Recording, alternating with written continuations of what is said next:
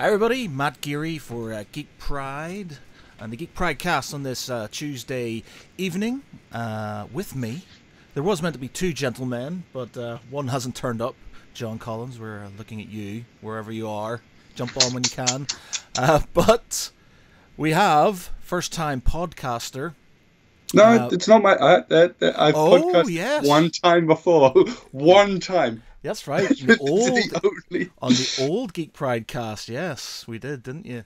Okay, so yeah, we have Daniel Delargy with us for his second podcast. How's things, Dan? You alright, man? Yeah. Oh God, I'm just looking at the seems looking at the live stream now, and it looks okay. And I just realised, oh my God, I am in exactly the same position that my profile is on Steam on Skype. Just squatting beside my bed. Well, what I was going to say, yep, that's completely gone. You know when you have those things where you're just about to say something and then it just sort of evacuates from your mind? Well, yeah, I was planning on asking you before we started, do you have like an idea, an itinerary of what we need to go through or what we should talk about? Itineraries? The Geek Pride cast doesn't do itineraries. We basically just start off with me rambling and then we just go from there. So yeah, no Dave today, no Julietta. Everybody seems to have sort of kind of vanished. So it's just me and thee. There you go. So what have you been up to, Dan? What's been rocking your world recently? I haven't seen you for a while, actually. Yeah, I've finished university. Master's degree is over. Just waiting to hear back on results now. So I've been trying to get back into writing, as I did with the new article today. Yep, about the new Blade Runner short films. Yeah, those were quite interesting to watch actually, and that they've got me suitably interested in the sequel, because I was very wary. It's like making a sequel to Ferris Bueller's Day Off and having the same thing but with his son. I thought it was something along those lines and it just wouldn't work. However, it seems they've done a lot of research and a lot of planning, and what they could do, what it looks like they're going to do with the film looks very interesting. And it also helped the fact that it's been winning all those accolades. And what is this, the movie itself, or the yeah, the movie itself has been generating some critical acclaim. Yeah. Well, I did hear from the previews that it was going down really well, so yeah, that sort of allays some of my fears and stuff, because obviously Blade Runner is a classic. Everybody loves Blade Runner. And so, you know, when they do remakes, it's always a bit... So, fingers crossed. The good thing about this is it's not a remake. It's sort of like saying, okay, that happened. This is a good old 20 years afterwards. And what I really liked about these shorts is that they're in chronological order of key events. So he went to the anime director of Cowboy Bebop, one of my favorite animes, and the son of Ridley Scott, Luke Scott, gave them, okay, these events have happened. I want you to make a short film out of, just to give these bits of information. And it's really interesting to watch them and think, oh, okay, so that's what's happened. That's what's changed. I haven't seen them yet. So are they sort of like, are they three films that do a different time period within the whole lead up to the new Blade Runner? So is it just different stories within? They're all leading up to the what's going to happen in Blade Runner 2049. The first short is an animated short, and it's basically about an event called the Blackout that happens in 2022. So that happens. I don't know if I want to go into spoiler territory if you want to watch this in your own time, but they do play an important part regarding the plot of the film that's coming out, because with the second and third short, at the very beginning of the shorts, before it gets into the short story, you get snapshots of relevant material that is from the film. Okay. And that links to what is happening in the short. Right, just probably money. I think we've got a Mr. Jollins coming on. Oh, look, that's a lovely photograph. Let's see. I think he was there for a second. He was like, "There." Oh, is he there? Is he answering? The face is there. The face is there. We're not getting anything back though. We just got a for anybody who's just watching this, or sorry, listening to this, we've got a very scary picture of Mr. Jollins here, pulling a tongue, looking slightly demonic, and not replying. Anyway, while he sorts out his shit, you carry on there, Dan. What were you saying? So basically, you've got these films. They play an important part within the Blade Runner, building up the Blade Runner. Yeah, the key events that happen between Blade Runner 1, which is set in 2019, and the sequel 2049, and they're at various points in time in between those 2 years that deal with specific events that are going to be talked about and have an effect on the plot of 2049. Okay. So definitely a must-watch if you are going to watch the new Blade Runner then. Yeah. I do recommend it, because it's got me thinking a lot about, this is interesting, because it tells you a lot about Dave Bautista's character, who I didn't know had a part in this film, and from what I can gather from the shorts, plays a very important part as to why Blade Runners are still active at this time. Okay. Mr. Jollins, you there? Howdy doody. Ah, there he is. How's things, my man?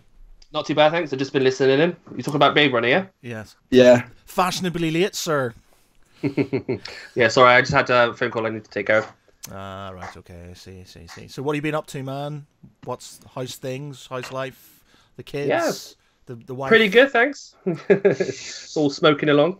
Yeah, cool. Just finished my live stream.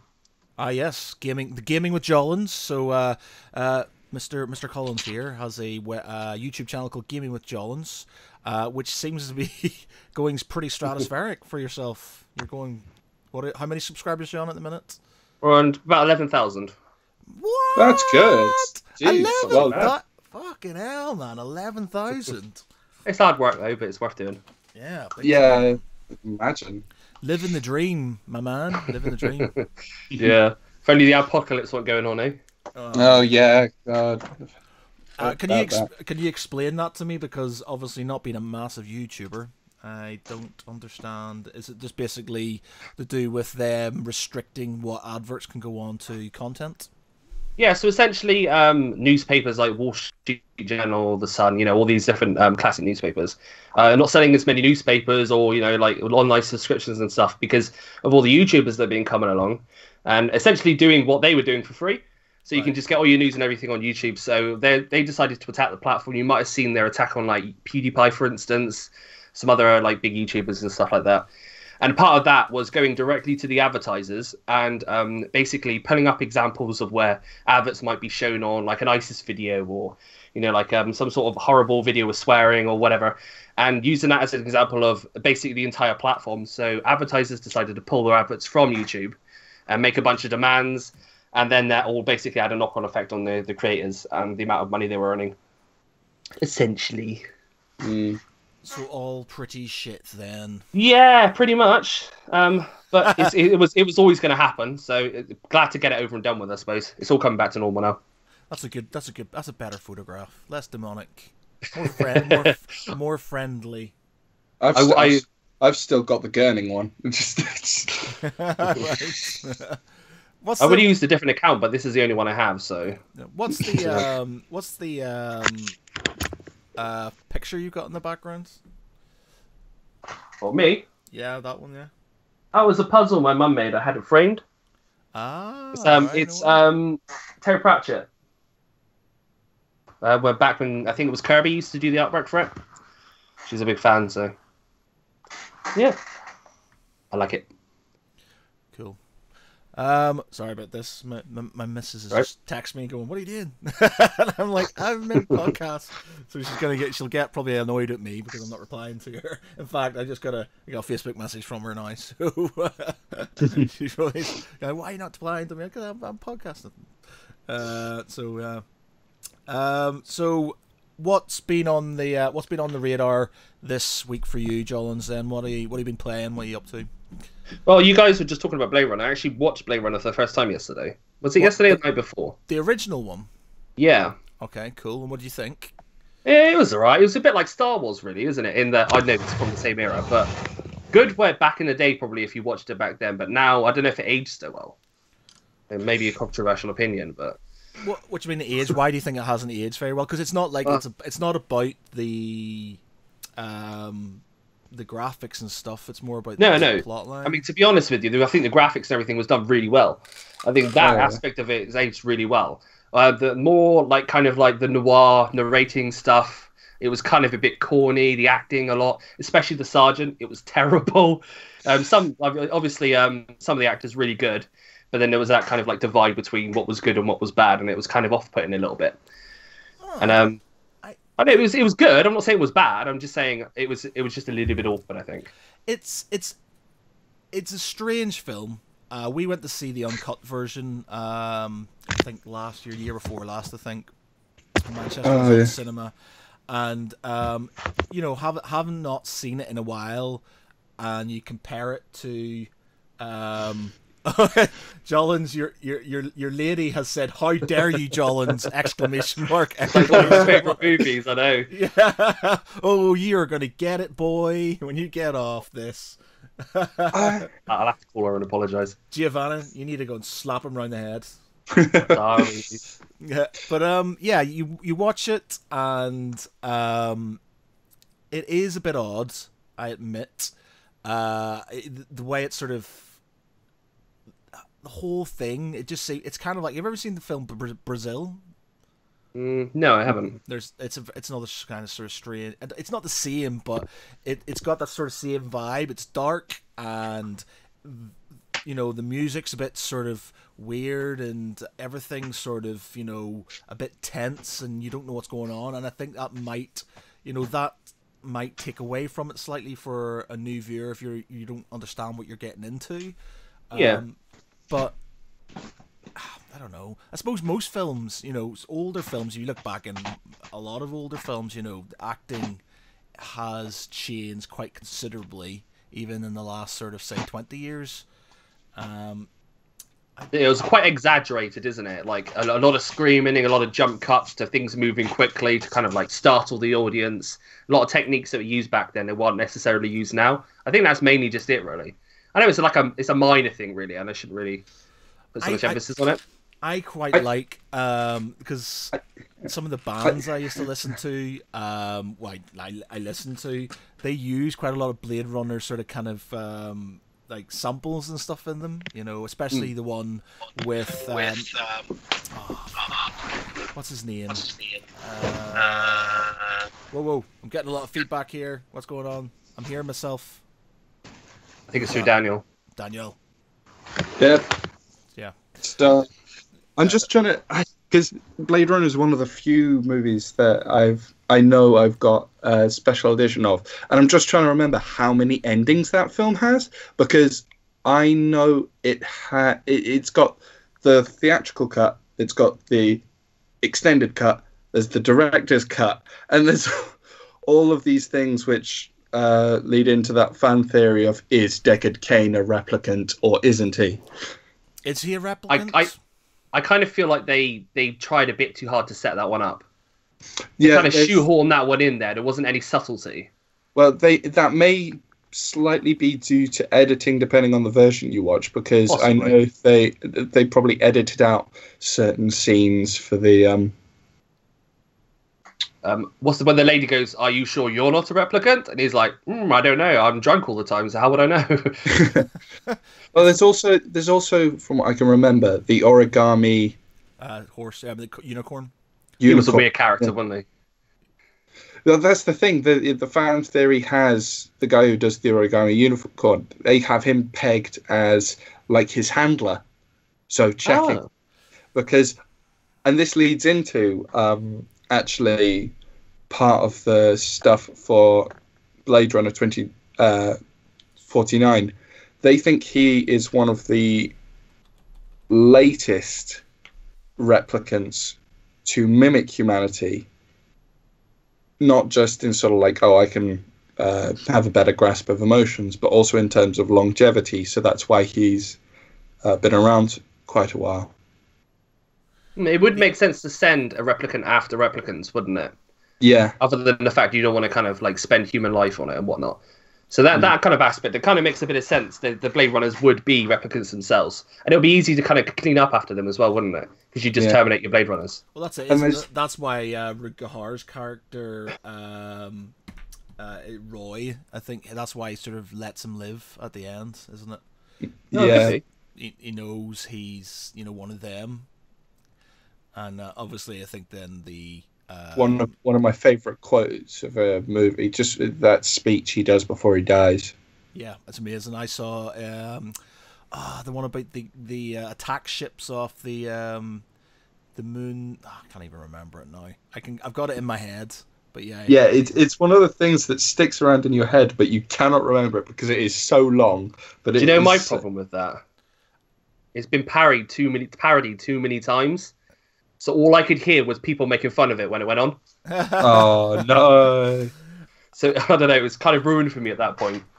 Do you know what blew my mind? I don't want to say recently, but like in the last couple of years. Obviously, I never watched the new Battlestar Galactica until, I don't know, about 2-3 years ago or something like that.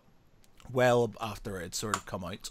I started watching it on the recommendation of my father, and I literally just like went through the whole thing. It was amazing. And then I went to watch the Blade Runner, the uncut version, and then I realized that Gaff is Admiral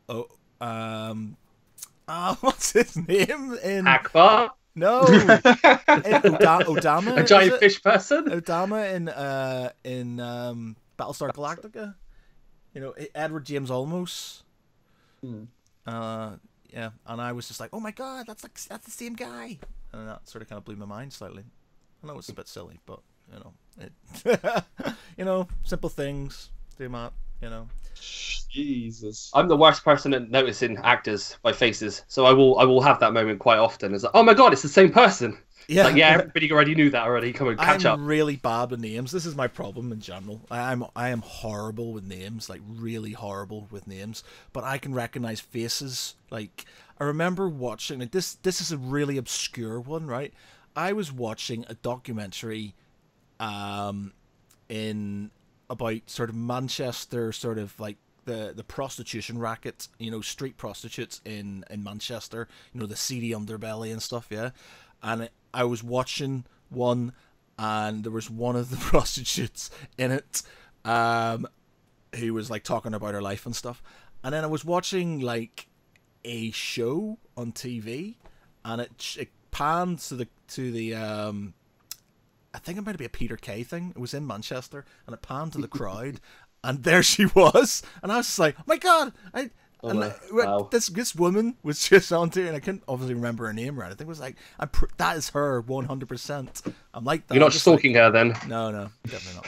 But yeah, just I'm really bad like that. I'll see people and I'll recognize their faces. I do it all the time when I'm out. I'll recognize people's faces and I'm like, I can't remember your name. And you get people, you'll go, oh, hey man, how's things, blah blah blah, and I'll be like, hey, guy, dude, how you doing? I don't know your name. I'm just like, and then they have to literally go, it's such and such, and I'm like, oh yeah. I still don't know who you are. So I went to college with identical twins, and it took me till the last week of college to realise that they were not only brothers but identical twins. I said to him, "Are you two brothers? You kind of look similar." And he's like, "No, we're not brothers. We're identical twins." Like, that's how bad I am with faces. So I don't know. I'm a lost cause, I think. No. Good with faces, bad with and just bad with names in general. It's like I'm not sure if it's something to do with my dyslexia or whatever, but like I can visualize them pretty well in my head, trying to articulate who they are or their name. You know, I'll have like that sort of like, you know, that you get that like you it's in the tip of your tongue. You're like, I know what's there. It's like in the back of my mind, and I just can't push it out. And I'll be sitting there about 2 hours later, and I'll go, Jim, that guy, and I was like, fuck. It's annoying. Well, people who are watching at this moment in time, if you want to join in, if you want to ask us any questions, if you just want to have a bit of banter, then by all means, please put some comments in the comment section on Facebook, on YouTube, and on Twitch. So I've got 2 things to probably talk about, so I'll keep them in reserve just in case. All right, now go on then. What are we talking about? Well, there's one I think I'll save until last, but the second thing is, because I've just sort of like been freed from the shackles of academia, I've now been able to read for enjoyment, and I got into a couple of sci-fi books that I'd put on the side, and one of them, which I read quite recently, is a book called A Long Way to a Small Angry Planet, and it is one of the best sci-fi books I've ever read. Basically, it just focuses on the interpersonal relationships of the crew of the ship that's purpose is to punch through space and make a wormhole, but they can only do it by setting point A and then traveling all the way to point B. And they get given sort of like, they get given this assignment of, okay, this part of the galaxy that has been warring and at war has decided, okay, we're going to stop that now and set up peace negotiations. It is your job to set up a hyperspace gateway. So they have to travel all the way over there, and each character has their own unique, interesting backstory. Couple of them come out of the left field and had me going, oh, wow, you're a lot more important than I thought you were.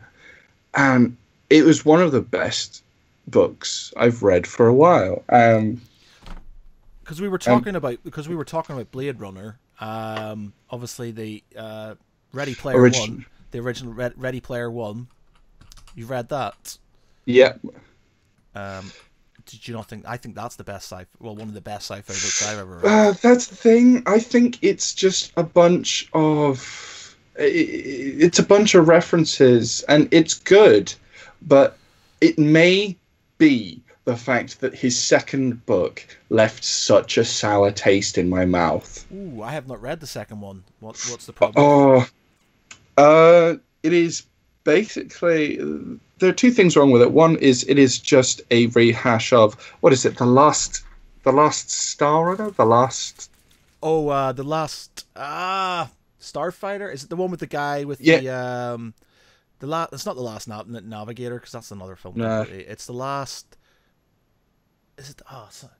Somebody will know. Somebody in the comments. It's the last Starfighter or something like that, isn't it? That old retro 80s film. It's very much that, but it had nothing else really of substance.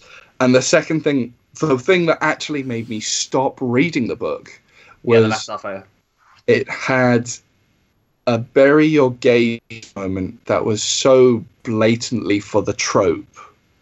Like, these characters had been talking with the main character, and then all of a sudden they're in a scenario where we're chilling out before we're getting invaded or something, and it turns out two of the crewmates are gay, and literally not 2 pages later they're dead. And it just felt forced and very, very much in adherence to that trope, which you see all too often in books and media. And it was just so badly done. I put the book down and had to walk away. It is the first book that made me rage quit reading. I had a book recently. My great grandfather wrote a book. It's called My Countryman, and it's My Countryman, and then instead of having his name, it's By an Irishman. And it's basically about sort of, Ireland during sort of in and around the times or sort of like partition and things before partition, the 1916 Rising and stuff. And I thought, oh, brilliant. Grandfather's written a book. Great grandfather's written a book. My dad talked about it, and there was a few sort of like anecdotes that came from it. And I started reading it when I was on holiday, and then I realized that it was just anecdotes and things, and there wasn't really any structure to it, and I was finding it so hard to read, and I really hate quitting reading books, especially one that's written by a family member. But it was just like I couldn't. I'm going to finish it at some point, but it was just like it was very. I think my cousin had said my uncle had read it, and he said it's pretty hard going. But yeah, it was pretty hard going, and I hate starting the book and not being able to finish it. But yeah. I put it down, unfortunately. Yeah. I think it's interesting, just sort of like, when that happens, and just sort of like, I can't read it, but I have to. And it becomes a chore, and it's not actually enjoyable. I had that at university. That was my first year of university, just... This is shit, but I know I'm going to be marked on it, so I have to try reading like 10,000 page manual on networks. Yeah, I don't know. Like big enough to collapse your table. Yeah, my brother does. That's the stuff I have to read. My brother does like coding and stuff, and I don't know how he does that because he tried to talk me through some coding for some stuff in work, and I was just like. I literally glazed over and was just like, yeah, I don't understand this. But when you get it, though. That's the thing with programming. Once you get it, you get it. It's in your mind then. Right, okay. It's just a logical process. In his defense, even I have picked up a little bit and pieces. So I don't. When I see just like this wall of text, I'm not so. I kind of pick up little bits, and I'm like, I kind of understand that a bit. Yeah, I don't understand. You just got to kind of go into the little bits and understand how it's going. Looking at it all as a whole, no one can understand that. Giovanna, your lovely lady, has said, yep. I normally just finish it and resend it forever. So yeah. What? Yeah, whatever resent. I'm guessing she just. Did she text me? No, it's on. It's on. On our. Just looking at my phone. All right. She's watching you. This is on our YouTube. She's watching us on YouTube at this moment in time. We've got a few people on YouTube, a few people on Facebook, and somebody on Twitch actually. So yeah, I you know I find you know that episode of Friends where Joey's reading like a book and he gets upset and he puts it in the freezer. Yeah. Yeah. I don't think I've ever put a book in the freezer, but yeah. Yeah, I've just slammed it down, put it behind my bed, and just forgotten about it for a week, and then found it again. Remembered why I'd put it down the back of the bed, and just left it again for a week, another week. It's a shame because Ernest Cline's Ready Player One, which is they're obviously making into Spielberg's making into a film, or has made into a film, which will be out soon. And I got to see some of the filming. Yes, you did. I remember you showing some photographs. I loved that book. Ben Fee, I think, lent it to me. years ago, and he's like, "Man, you're gonna love this book," and I did. I was just like, and I think it was just because it was like every geek sort of trope and ism you could get, and like they had everything in there that geeks would like, and it was just like, oh my god, this is amazing. It has everything. Like I said, it had Blade Runner, it had Star Wars, it had MMORPGs, it had gaming, it had everything, and I just buzzed off that book. Like, could not put it down. Really loved it. But the fact that it's so full of references, doesn't that put it on the verge of fan fiction? Because it is technically using other people's intellectual property but to... It doesn't really. It's not like he just goes, yeah, and he just fires in things. So like there'll be the guy, I can't remember the name of the main character, and again, names horrible at them.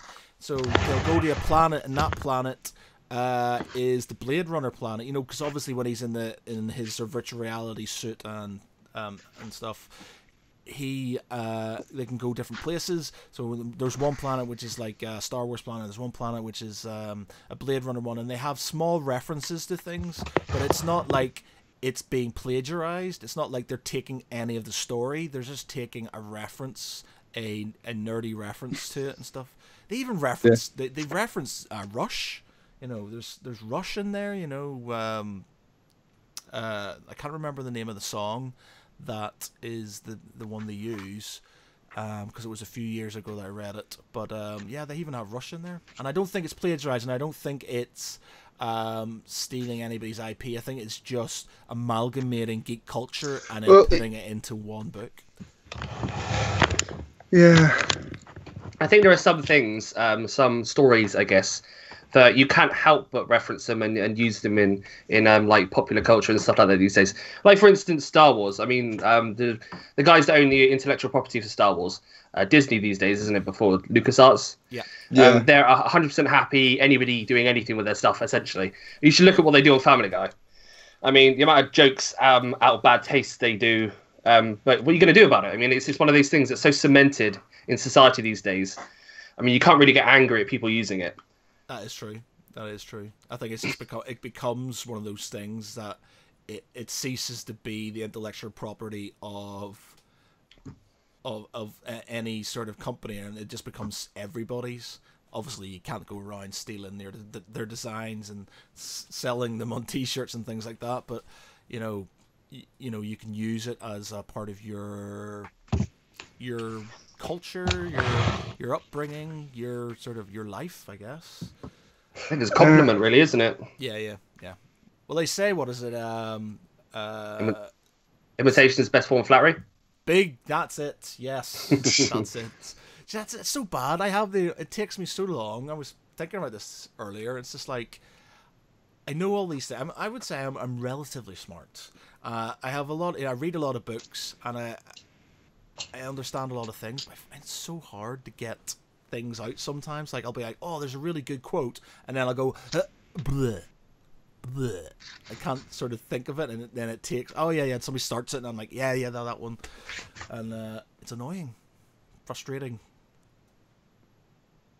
And everybody's gone, tumbleweed, tumbleweed. Sorry, Matt, it's alright. Awkward silence. Sorry. I have Ready Player One in my hand, and I'm just looking at it going, there is just one... I'm just looking at the final battle page, and just sort of like the amount of... I put on Dirty Deeds Done Dirt Cheap by AC/DC, blasting out of my robot's internal external speakers, facing off against Mecha Godzilla. I see what you mean, kind of shoehorning in the whole AC/DC thing, as opposed to just like rock or good music. They have to specifically say AC/DC. Well, the thing is, the last battle, they have all kinds of crazy stuff going on. You got everything flying around and stuff. So he literally just fires everything in there. But I thought it was a delight. I read it and I was just sitting there going, "Oh, I'm buzzing off this." I'll tell you what, though, I think definitely enjoy the book more than I'm probably going to enjoy the film. Oh, why is that? Just the whole concept of Ready Player One is that he is not And that's the one thing I quite like about it, is that he is not your average stereotypical, just sort of like chiseled by God character that's somehow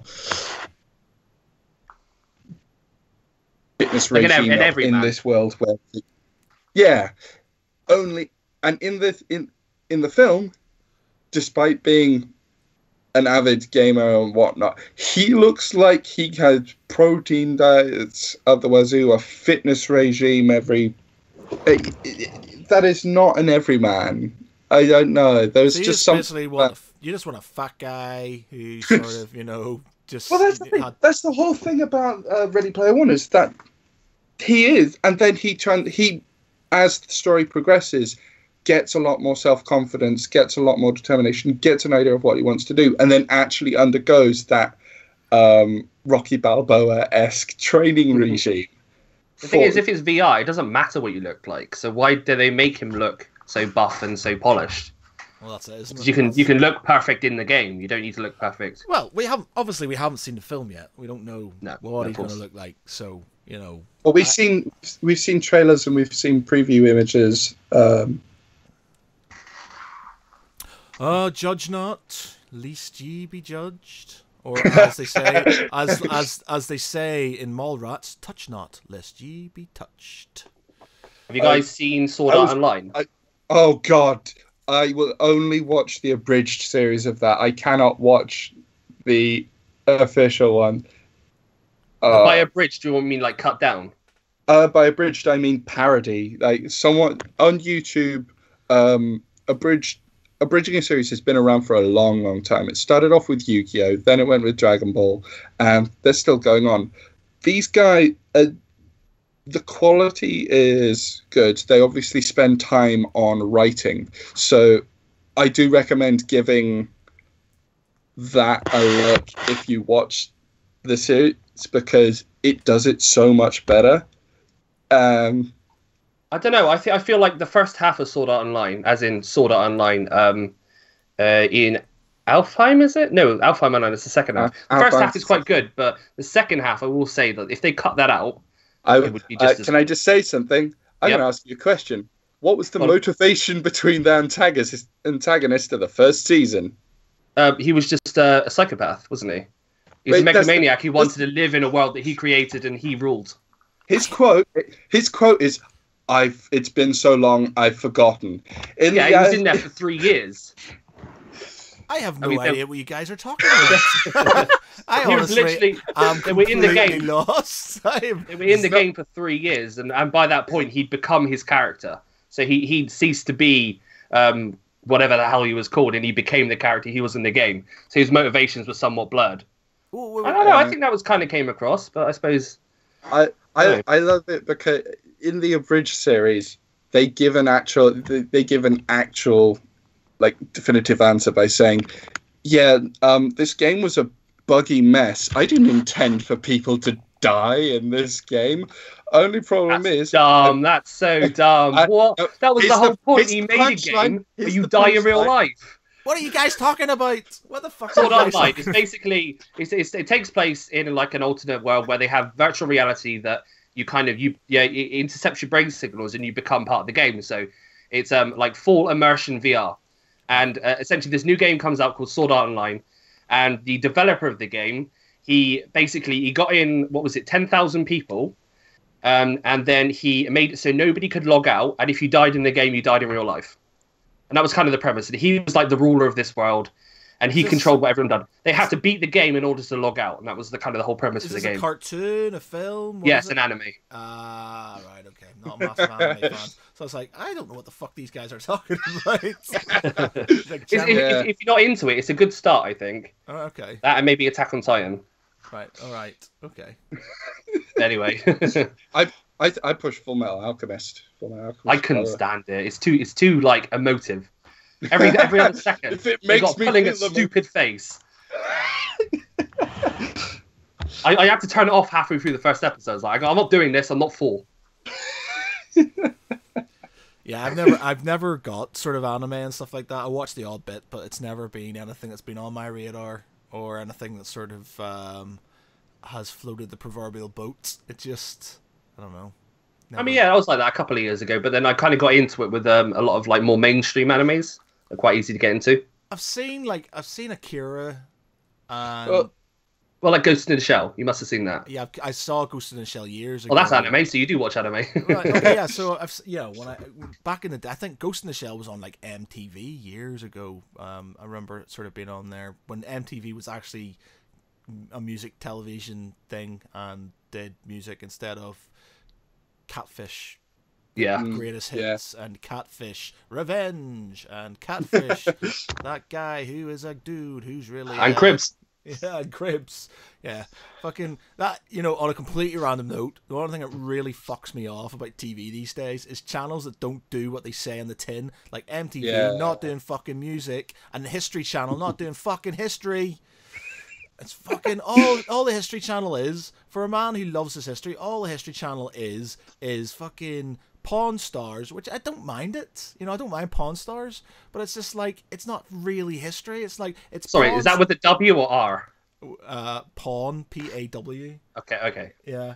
Pawn Stars. The style of this conversation there. Ancient Aliens, and fucking Duck Dynasty and shit. Oh, sorry, American Pickers and things. As much as like I don't mind those programs on all their things, I want to watch a documentary about fucking Napoleon or about Rome or something like that, and I don't want to have to watch all this shit all the time. Right? Granted, every now and again you get your old World War II documentary, but that's it, And then they've done this thing now as well, and I'm going ranting about this. They just sort of dramatize everything. You can't just have a good sort of Americanized. Yeah, it's just really like, they get actors in and they're all doing this really stupid stuff, and it's just like, it's more about, the graphics than, the history, and it annoys me. People have short attention spans these days. Yeah, it's just like, I just want a good history documentary, Like, one of my favorite documentaries of all time is called The Civil War.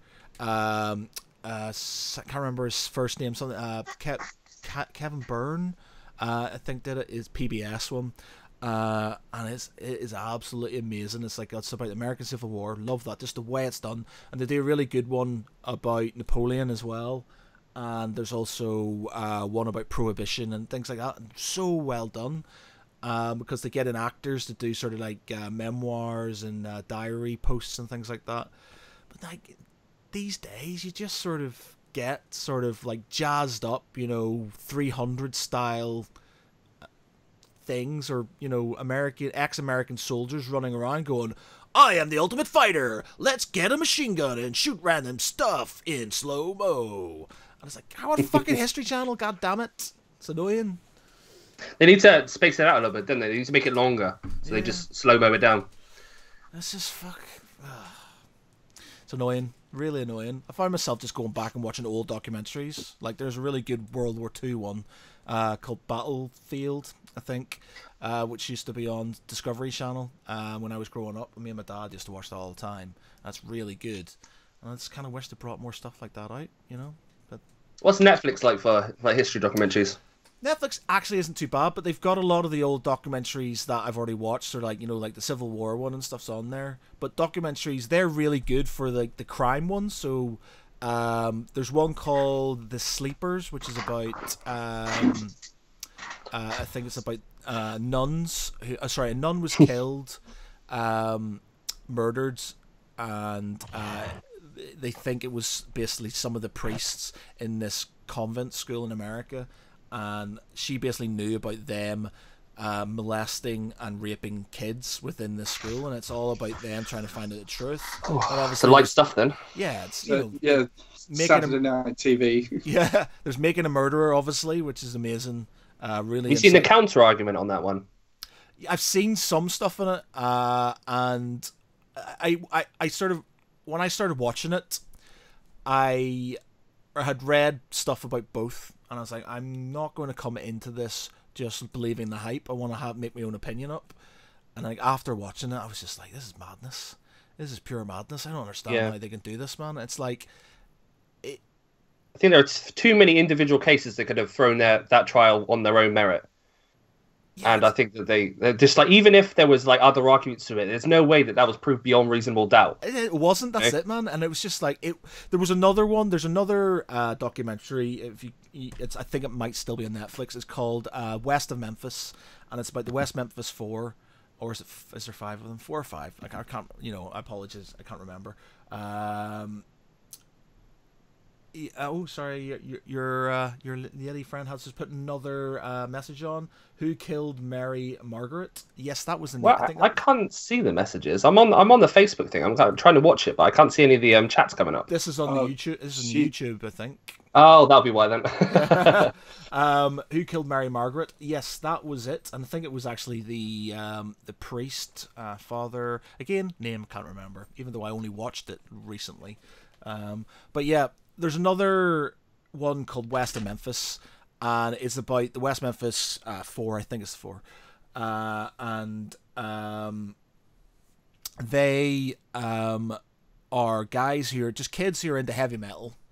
And they sort of, they like heavy metal. They're all into this sort of kind of like, we're devil worshippers and stuff, but they're not really. They're just kids, fucking around with heavy metal and stuff. And basically 2 kids go missing and get found in a sort of like a bayou, like a river or something, and they look a bit mutilated, so they automatically think that these kids, these guys who are into heavy metal and stuff, did it. So they get arrested, get sentenced, and jailed. And then the whole documentary is about their appeal process and how all these famous people like Peter Jackson and Eddie Vedder and a lot of other sort of stars came in and said, look, this is bullshit, there's no way. And they showed you like courtroom stuff, and they had pathologists and they had people who understood sort of natural things and animals, and they said, yeah, these marks, they said that basically the kids were molested and raped, and that they mutilated certain parts of the body like the penis and the asshole and stuff like that. And they get the guy, I can't remember, obviously the pathologist possibly, I think, basically said there were snapping turtles, or a certain type of turtle within the water, and they will go for the softer part of the tissue, and those parts are the softer parts of the body, so that's why they're mutilated. And then it showed you like bite marks on the arms and stuff, and they tied in with the bite marks of these turtles and things, and it basically just proved that these guys had been innocent the whole time, and actually interviewed a guy who they believe did the murders, who murdered them, because allegedly one of the friends had basically said, yeah, such and such came home and he was saying stuff, and he mentioned something about killing 2 kids, and they basically interviewed him. And but I'm sort of kind of flying through this, but because the courts at the time didn't want to be proven wrong, they basically said, we're infallible, therefore we can't be wrong, and because we can't be wrong, you're still guilty, even though they had all this evidence building up to say that they were innocent. And it got to the very end, and this is sickening, this is so bad, the very end, they basically turn around, and effectively the equivalent of the Crown Prosecution Service, or the Attorney General, or whatever his name is, he basically says, okay, I'll tell you what, if you all come to this case and you plead guilty and you say you did it, we'll let you off and we'll let you go. And it was just like, what the wait, so wait a minute, they say they're guilty and they did it, and then you let them out of jail? How does that work? They're happy making it sound like they've released a criminal, then they got something wrong. Yeah, exactly, that's it. And it was sickening. I got to the point where like 3 of them I think were going to do it, and then one of them was like, no way, I'm not guilty, I didn't do this, I shouldn't have to. But it's got to the point they've been in jail for like 15 years or something like that, and they just got to the point where it's like, I'm not staying in jail anymore. So they did it, and they just said, yeah, fine. I bet it's for money reasons, because you can sue if you've been unjustly imprisoned. That was it. That was exactly it, and it's sickening. And like watching that, watching the stuff about the nun, and then watching obviously Making a Murderer, I just was like, oh my god, that is absolutely insane how some of these court decisions were made. It was just like they are so blind to evidence. If it means that, you know, they might be proven wrong, they'll automatically go, right, nah, that's fine. We're okay with that. And it's just like, They have this system, don't they, where a ruling in a courtroom is final. So if you want it overturned, as in if new evidence comes to light that suggests that they're not necessarily guilty, it has to be overturned by like the guy in the top seat. You can't just go back into court. Yeah, It's very strange. It is. It's weird, man, and it's just like it just made me feel so bad. Like I don't know what I'd do myself if I was wrongly accused of something and was in jail for 15 years. Now, Stephen Avery, obviously in Making a Murderer, was a weird guy, and I have my doubts about sort of his past and what he's capable of, or whatever. Do I think he murdered that girl? Not really. I don't think he did. And he's just been victimized, and now he's in jail. For something he didn't do, and it's just like I think the main issue there is the fact that I really don't believe that it was proven beyond a reasonable doubt, and that's the only thing that matters. Whether or not he might be guilty or not is irrelevant unless you can be 100% certain that he's guilty. Well, that's it, and it was just like watching it, and again at the start. I was watching this, I going, right, yeah, I don't think I buy this, to be honest. This guy's a bit weird. He's done this and that, and I think, I do fraud for a living, and I think I can understand, I can sort of desensitize myself and be rational about this. But as time went on, and you had things like, the blood vial, the blood vial that had basically had a syringe in it, and you had like the keys that were photographed not being there, and then suddenly they appear and things like that. I was just like, how can they actually see this and seriously say that this is justice? It was absolutely insane. And there's so many people who will stick up for that side, who will say, he's not the saint you think he is. And I don't think he's a saint. I think he's probably a bit of a dick, or he's done things he probably shouldn't have. Why should he have gone to jail for what he's done, for what he's alleged to have done? No, I don't think so at all. And what they did to your man Darcy, the nephew, because he's probably getting out of jail soon, isn't he? Well, he should have been out of jail. He basically had his appeal. He won his appeal in June. And it's only now, I think, that they've... That was disgusting. That was one that really turned my stomach. Yeah, it's stuff like that, man. It's just absolutely batshit crazy. And it upset me, because I was just like, that is... Yeah, me too. It incensed me. I was just like, how can they do that? And it's just like... It made me kind of think, because I was going to America soon after. I was like, I don't know if I want to go. Because I'm just like, I don't yeah. feel like... I don't want to get sort of wrongly imprisoned for something, and then literally never see the light of day again.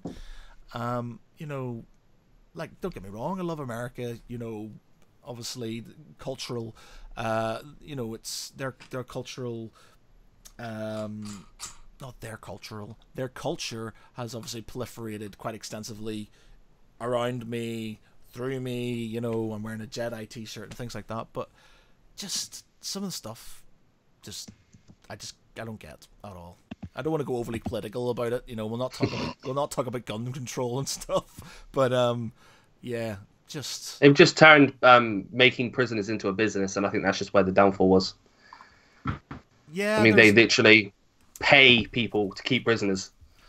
Yeah, it's strange, and yeah, they're good. They're good documentaries to watch, and there's a fair few. If you've got Netflix, or you can get access to Netflix. There's a lot. There's a very good one about a bent cop in New York. I can't remember what that's called. I think it's fuck. I'm so bad with these fucking names. I think it's like a title. It's like a number or something. I can't remember exactly what it is, but it's on Netflix, and it's basically about a bent cop who he starts off and he finds some money, I think, and he goes, you know what? I'm a bit hard up, I'll take that. And he takes the money, doesn't get caught, and then it spirals from there, and he basically starts dealing drugs. He starts basically doing all kinds of stuff. He gets another guy involved, and that's super interesting. And how that a lot of them knew that he was bent, but because he was a copper, they didn't want to sort of, say he was bent. And that It's was covered up after him. Yeah, but the thing is, he gets caught in the end. But it's just like that was a good documentary. So yeah, Netflix are very good for their documentaries. There are some very good ones on there. Just probably quite upsetting, some ways. Makes you. I have no doubt that there's miscarriages of justice in the United Kingdom. I have no doubt, but I don't know if they'll be to that extent. That's pretty insane. So. The 7.5. That's the 7.5. That's it. Thank you very much, Giovanna. That was it. It's a good one to watch. So yeah. Anyway, moving on. Moving on. Moving on. Got very intense, very fast there. We're talking about Ready Player One, and it went Geek into... Pride. Yeah, I was thinking it's gone off on a tangent. Well, we always do. Like I said, there is no agenda or structure to a Geek Pridecast. It just happens. You talk about what you talk about, and you go with it, and then people jump in, have a few words, and you go with that. I think it's the best way, to be honest. You get more interesting podcasts out of it instead of kind of going, right, this is what we're going to talk about, and that's it. So, speaking of VR, have you guys played? No, I was thinking about it. My problem is I don't really have... My man cave's a bit restricted now. Mine's very small, but it still works. I know, but I kind of want to get one of the HTCs, one where I can sort of move around. That's what I've got. My room is... Well, you can see the end of my room. It's actually a very small room. And I reckon just by looking at your background, there'd be more than enough space. Might have to get my missus to buy me one for Christmas or something. I think the measurable area is 5 by 6 foot. I don't know, because I don't know what games I'd want to play. Obviously, Fallout there VR. there are ports to VR, and there are VR specific games, and there are a couple of ports which I thought looked kind of interesting, like, oh my god, playing Outlast on VR would just... Resident Evil 7. Oh god, yeah, Resident Evil 7 and Outlast. Halloween, just I would not be able to sleep for a week probably. I didn't realise that Outlast was actually VR compatible. I couldn't do that. I'd literally die of fright.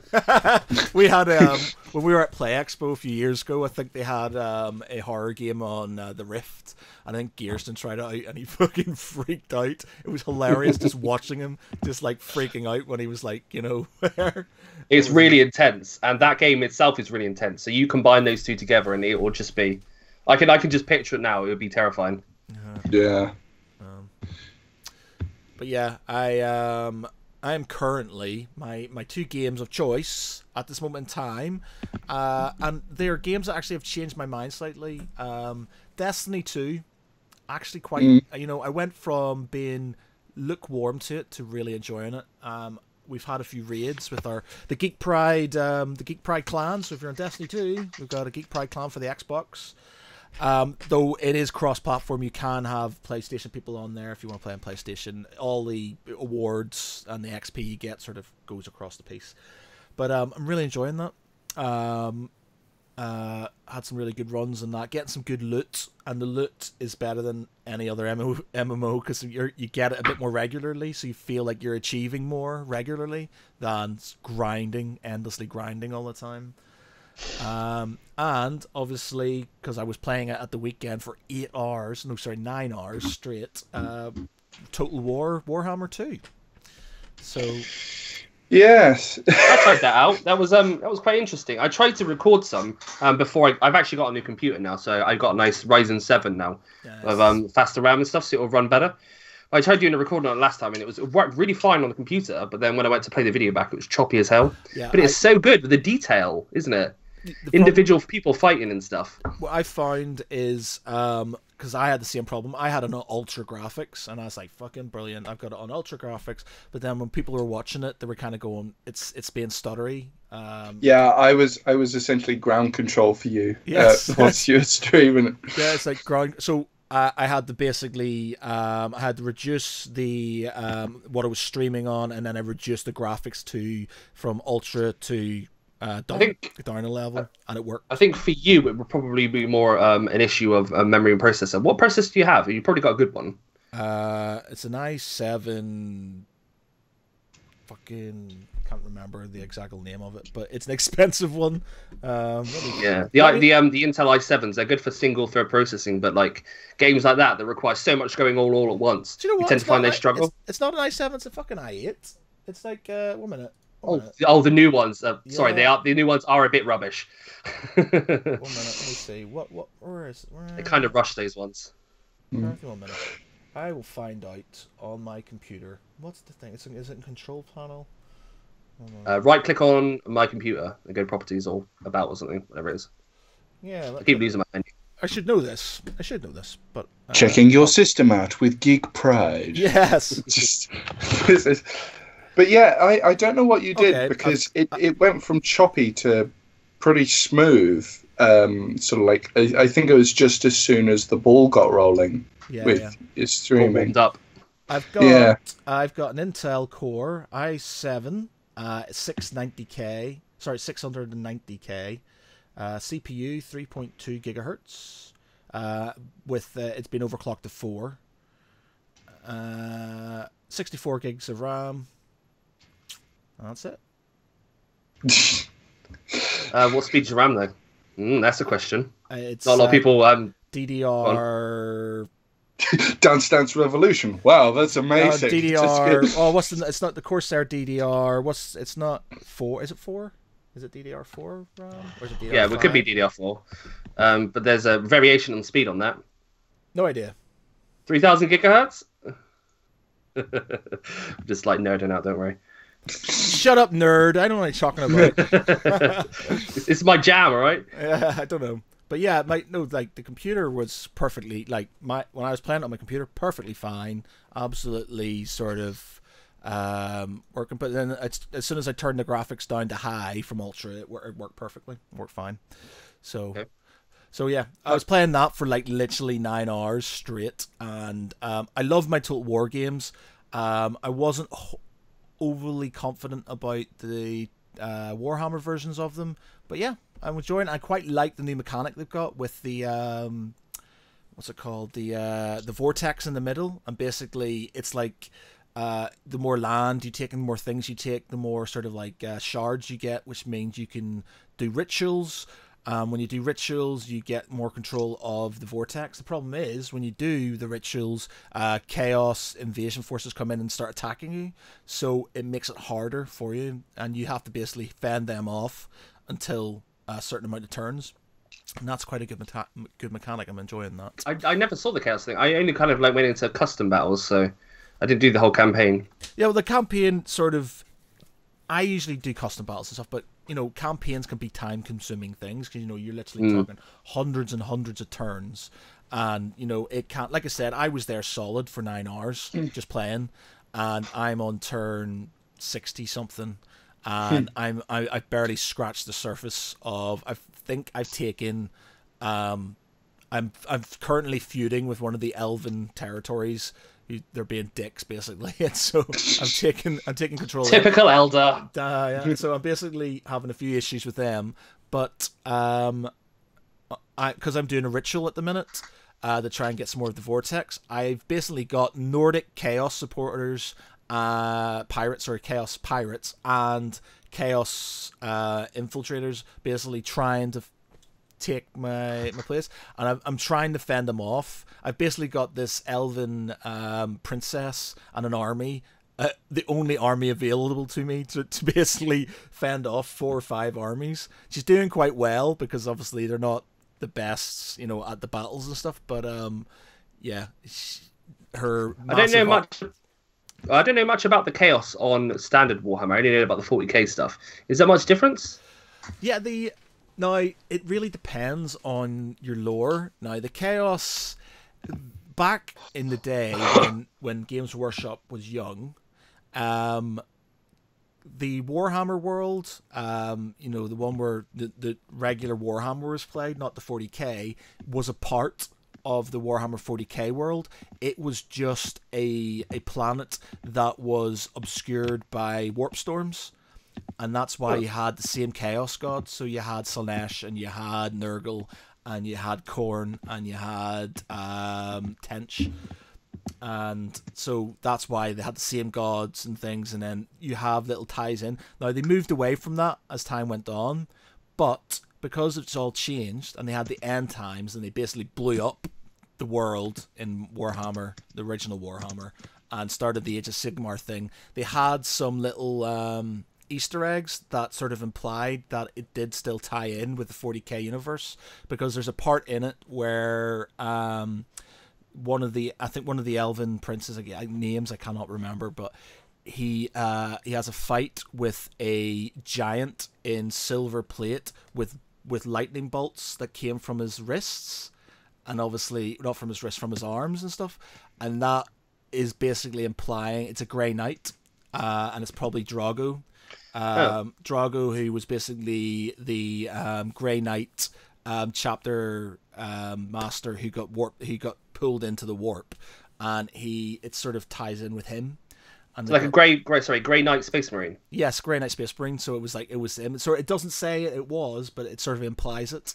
And wouldn't Space Marines dominate everybody in that situation? Well, that's it. But the thing is, you've got Warhammer War. It's a magical place and stuff. So they say that there's fan sort of speculation that Sigmar was actually one of the 20 Primarchs, and he obviously he went to this planet.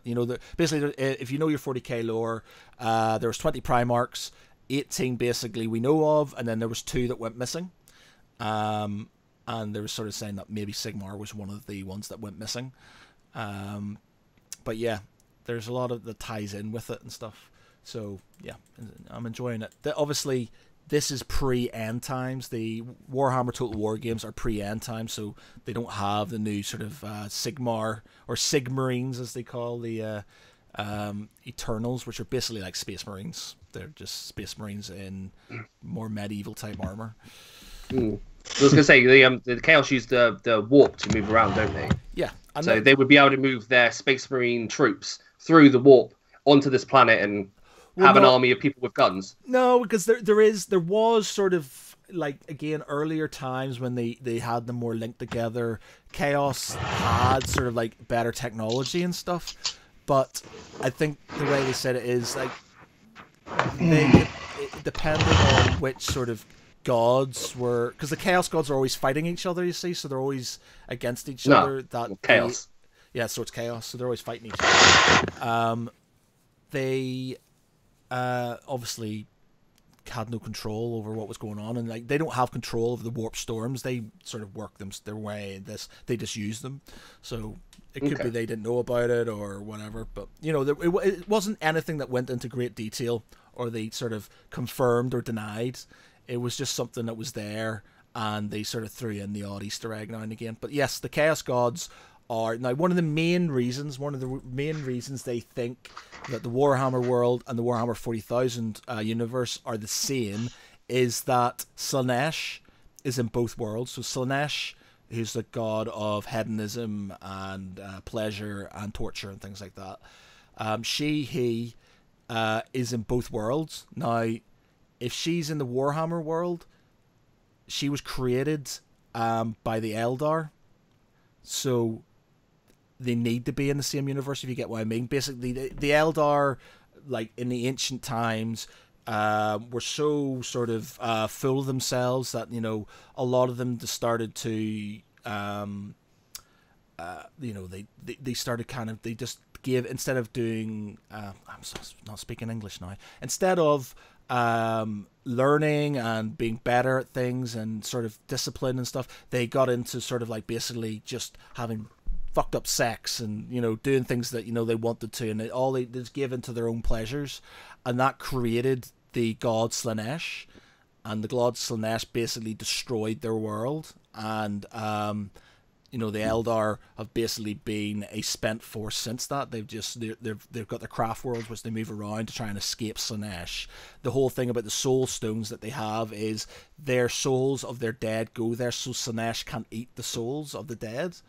And that whole thing is tied in with the Warhammer world. So if the Eldar created Slaanesh and Slaanesh is in the Warhammer world, then they must be linked. I only recently found out the Event Horizon is actually a prequel to 40k. Yes, mate. We were talking about that before, and Right. we did it in the last podcast. Actually, we were talking about it, and yeah, that's a good one. I think Kind of blew my mind a little bit. I was like, oh shit, yeah, that makes perfect sense. yeah, it's true though, because if you read the books, if you read the sort of any of the Horus Heresy books, which are like the beginning of the whole 40k universe, so it's 10,000 years beforehand. If you read any of those books, some of them are pretty dark, and some of them have a lot of fucked up stuff going in, so you could tie it in quite well with the Event Horizon, because it would, if you put that on TV, if you sort of dramatized it, it would be quite sort of horrible, because there's all kinds of stuff. People sort of go mad, people sort of, there's demons everywhere, and fucked up shit happens all over the place. So I'd love HBO to do something like that. I don't think they'd be able to do it justice, but that would be amazing. I think there's some things that like big companies like that just won't go near. Yeah, it gives a bad image. Yeah, it's just, I don't think they could do it justice for anything 40k, and this is the problem with 40k IP in general.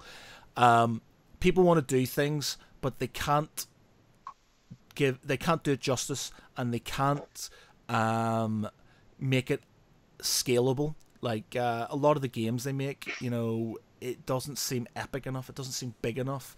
It doesn't seem as sort of dark enough. It's just sort of, they just kind of go, oh, we'll stick a Space Marine in here and stuff. Even the game Space Marine, which I didn't mind, I was slightly disappointed with, because the whole thing about Warhammer 40k is sort of all is war, and it's meant to be these big scale things happen in battles and stuff. Like the opening cutscene for the new Dawn of War 2 or 3. Sorry. Yeah, exactly. They're just like, everybody's dead. Nobody's actually doing anything because everybody's just dying constantly. Yeah, so, and you just got go on. Yeah, so like they need to sort of. They used to give out their IP quite willy-nilly, and you got some really shit games out of it, and shit, just like it got a shit film out of it. It was horrible. It was a Space Marine film, and it was grim. It was so bad. Now, there was a fan. I think I saw that. Was that the CG one? Yes, and it was amazing. Now, it was only like 10, 15 minutes long. Oh, you just said it was crap. Yeah. No, the film, they did a film, and it's got like your man Pertwee and stuff doing vocals and things for it. It's grim. You can YouTube it. I'm not sure if you can type it in later. I can't remember what it's called. I think it's called Ultramarine or something like that. Yeah, and it's shit. It is so Always shit. But there's a new one that's been brought out, and I think it's called The Inquisitor or something like that. And they've been working on it for years, and it is amazing, and it's just like, that's what it should be like. It's epic looking, but obviously it's independent, so it's taking a long time for them to do anything with it. But they've got a guy from the Black Library. I'm not sure if it's Dan Abnett or not. One of the guys from the Black Library is helping out write the story for it, and it's got Games Workshop approval. It's a fan thing, but it's got Games Workshop approval, and it looks epic, so good. That's and they cool. really need to do something like that. There's so much to be told, isn't there? Yeah, that's it. There's, that's the one good thing. I won't say the one good thing, because I'm sort of, Games Workshop have really come along leaps and bounds recently, especially with their game and stuff. They're listening to fans and stuff a lot more now, and I've got a lot of love for them at the minute.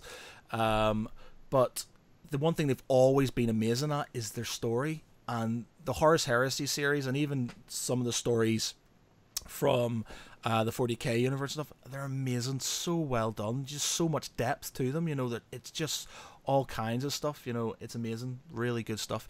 If you've never been into that sort of thing, if you've never been into like Warhammer 40k, but you're into your fantasy novels, or you're into sort of like sci-fi and stuff, pick up the Horus Heresy novels. There's loads of them, and you can get them on audiobook, but they are absolutely phenomenal, especially the first ones, and the ones that sort of start moving on towards sort of the Siege of Terra, or Earth.